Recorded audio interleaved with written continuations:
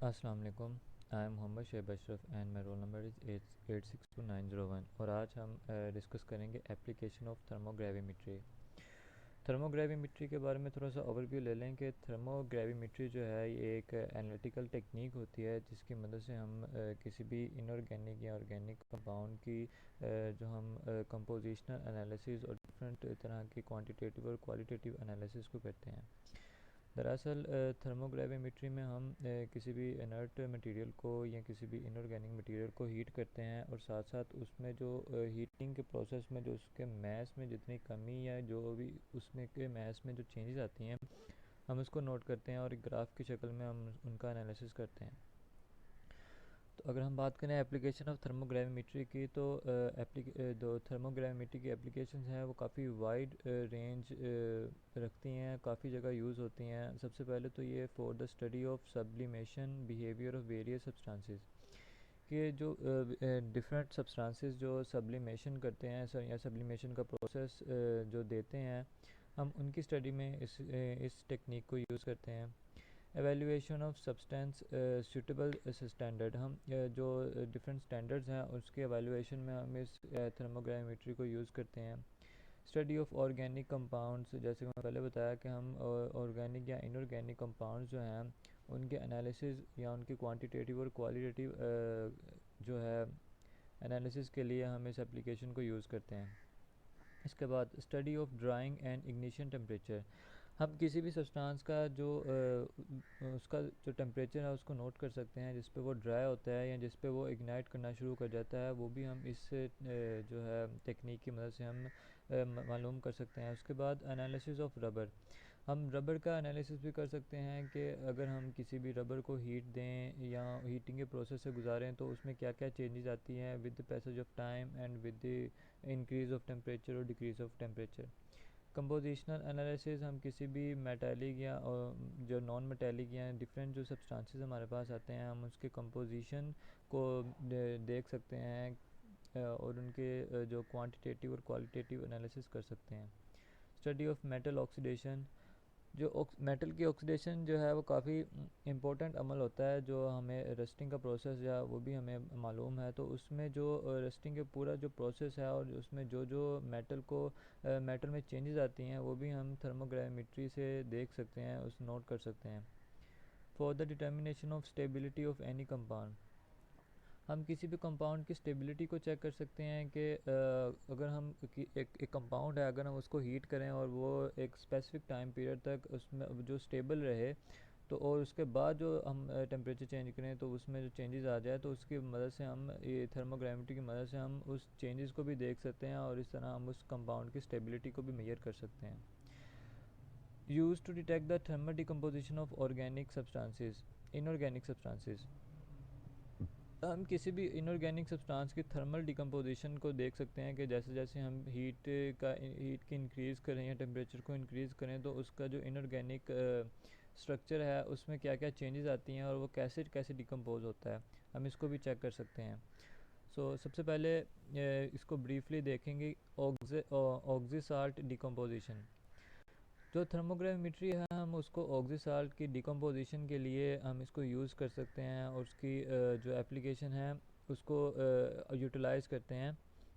बहुत से metal oxalates होते हैं जिसको हम थर्मोग्राविमेट्री में रन करवाते हैं in the presence of air और नाइट्रोजन और उनको आलमोस्ट 1000 डिग्री सेंटीग्रेड तक हम हीट को प्रोवाइड करते हैं और इसकी वजह से हम इससे हम ये उनके एंड प्रोडक्ट्स जो मतलब कि हीट करने की वजह से उनके एंड प्रोडक्ट्स आएंगे हम उनको मेजर करते हैं और हम देखते हैं कि जो हमारी थ्योरेटिकल वैल्यूज़ हैं और जो एक्सपेरिमेंटल वैल्यूज़ हैं उनमें चेंजेस कितना है और उसमें डिफरेंस कितना है और इस तरह हम उस इनऑर्गेनिक सब्सटेंसेस या ऑक्सल साल्ट उनकी जो ऑक्सल साल्ट की जो मैसेज है उसमें जितनी कमी आती है हम उसको भी चेक करते हैं।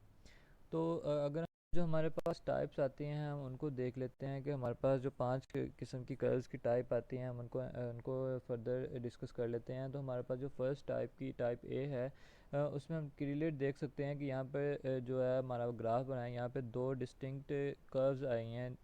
जो जो फर्स्ट कर्व है वो थोड़ी सी छोटी है और जो सेकंड कर्व है वो थोड़ी सी ज़्यादा है।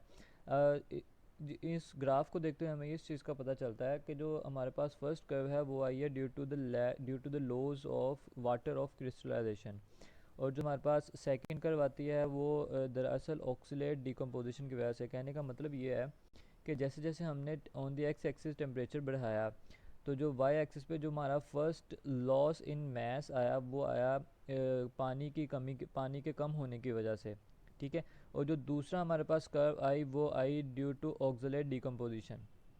तो इसकी मदद से हम हमारा क्वालिटेटिव और क्वांटिटेटिव एनालिसिस कर सकते हैं ऑक्सलेट डिकम्पोजिशन का। जो हमारे पास सेकंड कर्व आई वो हमारा हम देख सकते हैं टाइप बी। तो यहाँ पर कोई डिस्टिंक्ट हमारे स्टेप्स नहीं नज़र आ रहे, कोई डिस्टिंक्ट डिफ्रेंशिएशन नहीं नज़र आ रही, बल्कि ये कॉन्टीन्यूस है। तो इसमें हम देख सकते हैं जो water of loss of water of crystallization है वो ख़त्म नहीं हो रहा, और साथ ही हमारी डिकम्पोजिशन स्टार्ट हो रही है। तो इसकी मदद से भी हम उनके डिफरेंट टाइप्स ऑफ जो है ऑक्सीलेट डिकम्पोजिशन है उसको एनालिसिस कर सकते हैं। इसके बाद बात आती है टाइप सी की। अगर हम टाइप सी को देखें तो इसमें जो हमारे पास अगर हम यहाँ पर देखें तो हमें नज़र आ रहा है कि यहाँ पर आलमोस्ट कोई भी loss of water of crystallization नहीं है। तो इससे हमें पता चलता है कि ये एक डिफरेंट टाइप ऑफ ऑक्सीलेट हो सकता है जिसमें जो वाटर है वो बहुत कम हो, और शार्पली हमारा जो ऑक्सीलेट डिकम्पोजिशन है वो स्टार्ट हो जाता है। तो इस तरह की मदद से भी हम क्वांटिटेटिव क्वालिटेटिव एनालिसिस कर सकते हैं। और हमारे पास अब हमारे पास आती है टाइप डी की कर्व। इससे हमें क्लियरली पता चलता है कि जो हमारे पास फर्स्ट पोर्शन है वो हमें बता रहा है कि वाटर ऑफ क्रिस्टलाइजेशन के बारे में, कि यहाँ पे बहुत ही कम वाटर लॉस है। उसके बाद जो है हमारी जब हम इसको ऑक्सीजन के इन्वायरमेंट में कैरी आउट करते हैं तो हमें नज़र आ रहा है कि हमारे पास एक स्पाइक बनती है। ये जो स्पाइक है ये क्यों बनती है? क्योंकि जो हमारे पास एक इनर्ट एटमॉस्फेयर प्रोड्यूस हो जाता है क्रूसिबल में, जिसकी वजह से हमें ऑक्सीजन को बाहर निकालना पड़ता है। और जब हम ऑक्सीजन को बाहर निकालते हैं तो हमारे पास जो सम मेटल्स और लो वैलेंसी ऑक्साइड है वो बनना शुरू हो जाते हैं। और जब हम इस ऑक्सीजन को दोबारा इन करते हैं, दोबारा ऑक्सीजन प्रोवाइड करते हैं, जो वो मेटल और लोअर ऑक्साइड्स हैं वो ऑक्सीडाइज हो जाते हैं नॉर्मल ऑक्साइड में। और यहाँ पर इस वजह से हमें एक मैस गेन नज़र आ रहा है जो हमें यहाँ पर कर्व के इस पोर्शन में हमें नज़र आ सकता है। तो इस तरह भी हम इस तरह के जो ऑक्सीसाल्ट्स हैं उसकी डिकम्पोजिशन को भी स्टडी कर सकते हैं। और इस तरह हम डिफरेंट क्वांटिटेटिव और क्वालिटेटिव एनालिसिस कर सकते हैं थ्रू थर्मोग्रेविमेट्री। याद रहे कि ये सारा प्रोसेस थर्मोग्रेविमेट्री के लिए भी हो रहा है, जिसमें हम जो एक्स एक्सिस पे हम टाइम, और जो वाई एक्सिस पे है, और एक्स एक्सिस पे जो हम इसको जो टेम्परेचर और टाइम दोनों, और जो वाई एक्सिस है हम उस पर मैस को रख रहे हैं, और मैस डिक्रीज़ हो रहा है with the passage of time.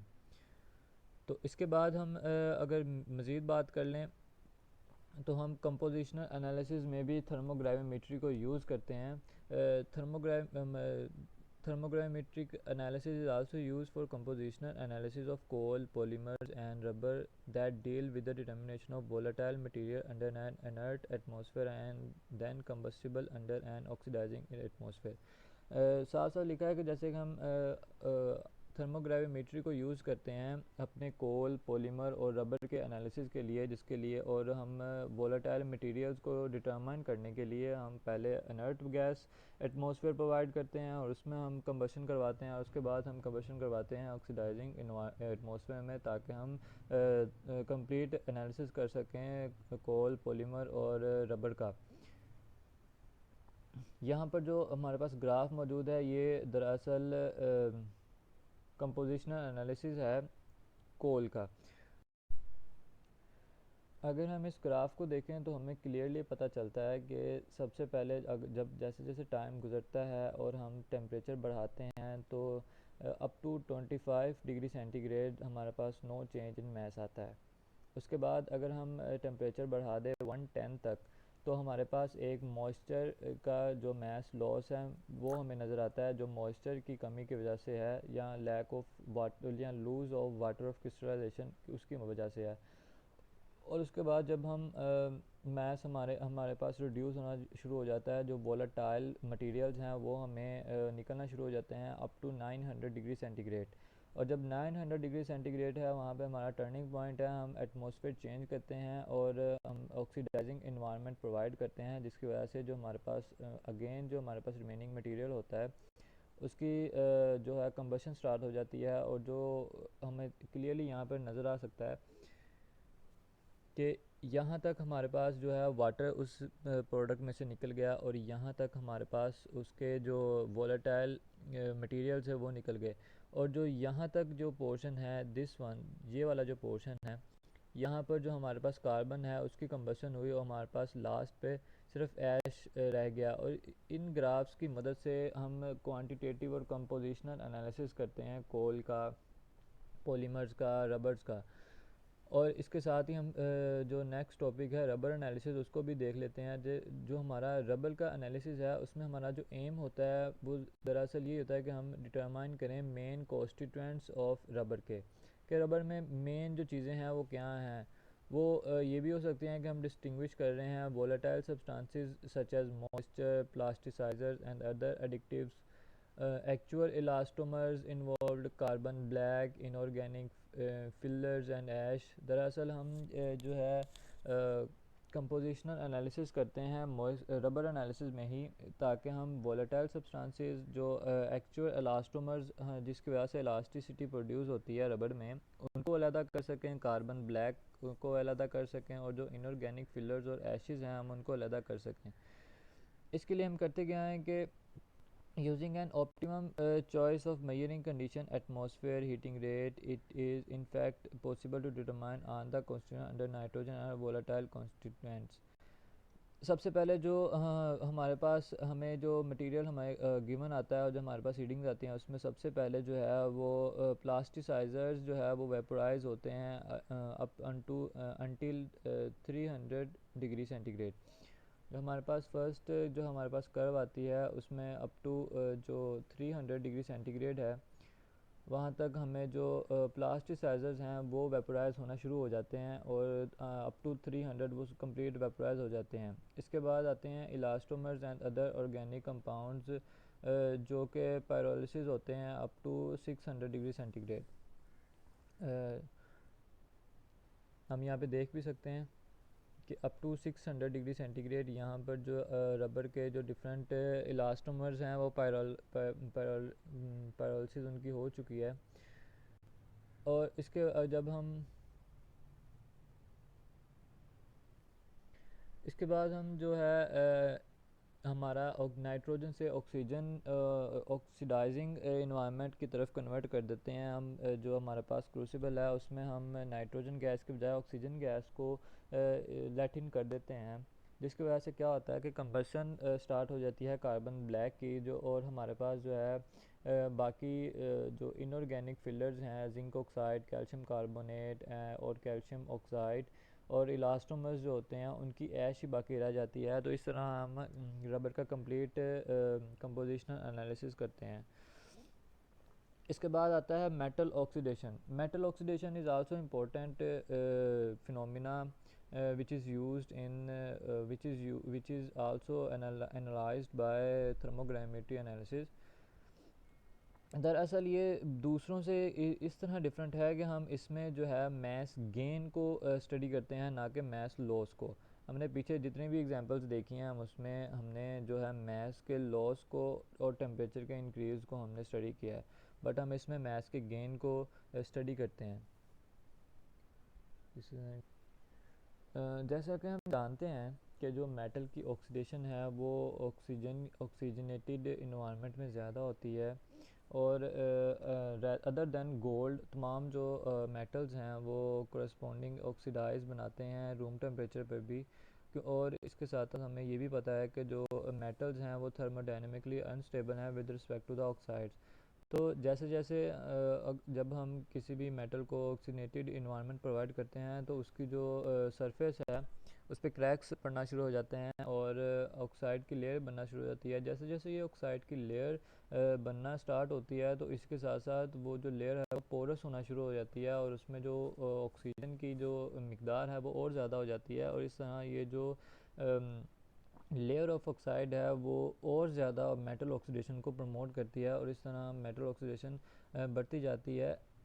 इसका एक जो हम क्लियरली एग्जामिन कर सकते हैं थ्रू दिस ग्राफ, कि जैसे जैसे हमारे पास टाइम बढ़ता जा रहा है, जो मैस गेन है वो भी बढ़ता जा रहा है। ये दरअसल इसी वजह से है कि जो हमारे पास मेटल की जो ऑक्साइड की लेयर बनती है उसमें ऑक्सीजन और ज़्यादा ट्रैप हो जाती है, और जो ऑक्सीडेशन जो है वो और ज़्यादा प्रमोट होना शुरू हो जाती है। तो इस तरह हम किसी भी मेटल ऑक्सीडेशन की जो ऑक्सीडेशन है उसको भी थर्मोडायनामिकली स्टडी कर सकते हैं। इसके बाद आ जाता है thermal decomposition of inorganic substances. जैसे कि मैंने पहले भी बताया कि हम थर्मोग्राविमेट्री को यूज़ करते हैं for the study of decomposition of inorganic substances. हम इसको मैं एक एग्जांपल के ज़रिए आपको एक्सप्लेन करूँगा। जैसा कि हम देख सकते हैं कि यहाँ पर एक डायग्राम है CuSO4.5H2O की डिकम्पोजिशन के लिए। तो जैसे जैसे हम टेम्परेचर 100 डिग्री सेंटीग्रेड तक हमने बढ़ाया तो उसमें कोई जो है फर्स्ट कोई लॉस नहीं आया। जैसे ही हमने टेम्परेचर को 180 डिग्री सेंटीग्रेड तक बढ़ाया तो उसमें से जो 2 वाटर मालिक्यूल्स हैं वो निकल गए। तो इस तरह उसमें जो मैस में कमी आई और हमारा ग्राफ जो है वो डाउनवर्ड आना शुरू हो गया। उसके बाद जैसे जैसे हम टेम्परेचर बढ़ाते गए अप टू 250 डिग्री सेंटीग्रेड, तो जो हमारे पास सेकंड हमारे पास जो 2 वाटर के मालिक्यूल हैं वो भी निकल गए, और इस तरह हमारे पास जो है वो एक और मैस लॉस आया ग्राफ में, और जो हमारा मैस है वो और कम हो गया। उसके बाद जो हमारे पास जो अप टू 300 डिग्री सेंटीग्रेड है, वो जो लास्ट जो हमारे पास वाटर का मालिक्यूल था CuSO4 के साथ वो भी निकल गया, और इस तरह हमारे पास पीछे सिर्फ CuSO4 अकेला रह गया। और अप टू 325 या इससे ऑनवर्ड जितना भी टेम्परेचर होगा उस पर जो ये जो CuSO4 है इसमें से भी SO4 जो गैस है ये भी निकल जाएगी, और इस तरह हम कंप्लीट थर्मल डिकम्पोजिशन को स्टडी कर सकते हैं CuSO4 के। आ जाते हैं स्टडी ऑफ ऑर्गेनिक कंपाउंड। हम जो जो डेरिवेटिव थर्मोग्राविमेट्री है हम इसको स्टडी ऑफ ऑर्गेनिक कंपाउंड्स के लिए भी यूज़ कर सकते हैं। यहाँ पर हमारे पास एक टिपिकल एग्जांपल है डिकम्पोजिशन ऑफ मेलोनिक एसिड की, जिसमें हम क्लियरली देख सकते हैं कि जो फर्स्ट जो है फेज़ में जो मेलोनिक एसिड है उसकी ट्रांसलेशन होती है, और 70 डिग्री सेंटीग्रेड पे वो जो है फेस ट्रांजिशन होती है। उसके बाद जो 140 डिग्री सेंटीग्रेड है, जैसे जैसे हम टेम्परेचर बढ़ा रहे हैं तो उसकी मेल्टिंग स्टार्ट हो रही है, और फाइनली जो 150 डिग्री सेंटीग्रेड पर है जो वो मेलोनिक एसिड वो डिकम्पोज हो जाता है।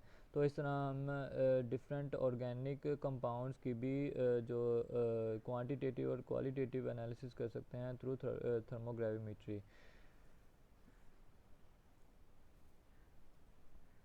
हैं जो हमारे पास जो थर्मोग्राविमेट्री की लिमिटेशंस के बारे में, इसके काफ़ी ज़्यादा फ़ायदे के साथ साथ इसके काफ़ी थोड़े से नुकसानात भी हैं। सबसे पहले तो only provides meaningful information when change in mass occur, कि हमारे पास जो बहुत ही थोड़ी हमारे पास इंफॉर्मेशन आती है जैसे जैसे मैथ्स में कमी या मैथ्स में जो चेंज वगैरह आता है, तो उसके साथ साथ जो हमारे पास ग्राफ्स में जो इंफॉर्मेशन आती है वो बहुत थोड़ी होती है, मीनिंगफुल होती है।